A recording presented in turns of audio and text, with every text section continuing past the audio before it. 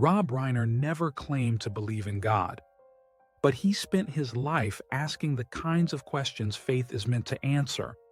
Raised in a Jewish home, Reiner carried a cultural Judaism that emphasized integrity, learning, justice, and memory, especially the memory of what happens when religion and nationalism fuse into power.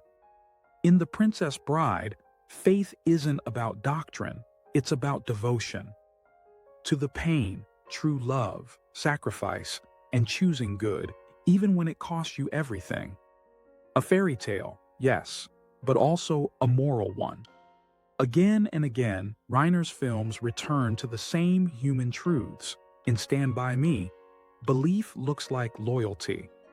In Flipped, it looks like learning to see the whole person.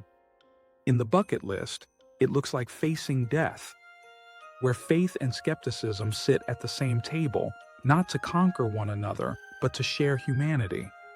And later in life, Reiner turned directly toward religion, not to attack Christianity, but to defend it.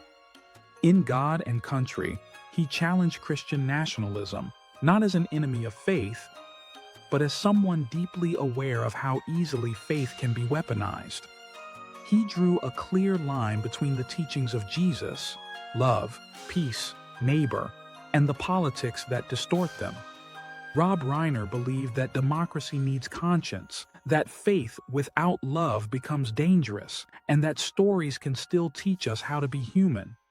He may have called himself an atheist, but his life's work testified to something sacred. May his memory be a blessing.